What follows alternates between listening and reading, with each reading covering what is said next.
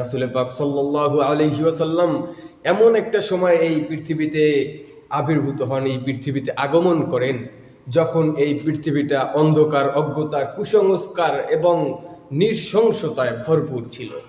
রাসূল পাক সাল্লাল্লাহু আলাইহি ওয়াসাল্লাম সেই সময় নূরের ঝাটকা নিয়ে, আলোর মশাল হাতে নিয়ে এই পৃথিবীতে ওই মক্কা শরীফে জন্মগ্রহণ করেন 570 খ্রিস্টাব্দে। রাসূল পাক সাল্লাল্লাহু আলাইহি ওয়াসাল্লামের নবুয়তের স্বীকৃতি দিয়ে আল্লাহ রাব্বুল আলামিন কুরআনে পাকে বলেছেন, কুল ইন্নামা আনা বাশারুম মিসলুকুম ইউহা ইলাইয়া ইন্নামা ইলাহু ওয়াহিদ।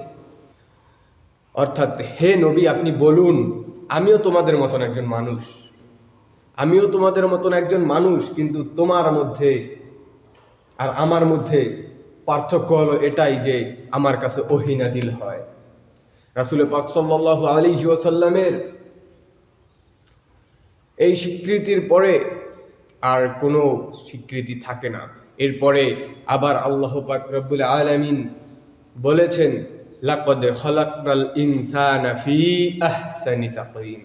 অর্থাৎ আমি মানুষকে সুন্দর অবয়বে সৃষ্টি করেছি, আমি মানুষকে সুন্দর আকৃতি দিয়ে সৃষ্টি করেছি।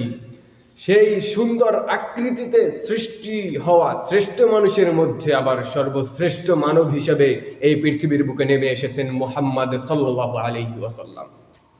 সম্মানিত উপস্থিতি, আল্লাহ রাব্বুল আলামিন বলেন, ওয়াআতি কুল্লাযী হাক্কিন হাক্কাহ।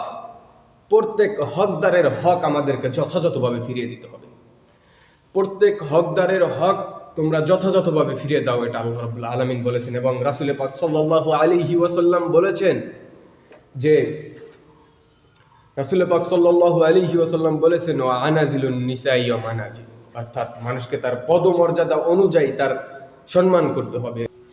আমরা এখন এই পৃথিবীর বুকে যারা আছি, সেই 1500 বছর আগে আসা মুহাম্মদ সাল্লাল্লাহু আলাইহি ওয়াসাল্লাম, তার বিরুদ্ধে এখন বিভিন্নভাবে কটূক্তি করছি, তার বংশ, চরিত্র, মর্যাদা ইত্যাদি নিয়ে।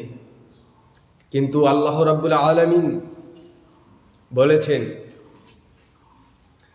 ইন্নাল্লাযীনা ইউযুনাল্লাহা রাসূলাহুম লাআনাহুমুল্লাহু ফিদ দুনিয়া ওয়াল আখিরা ওয়া আ'আদ্দা লাহুম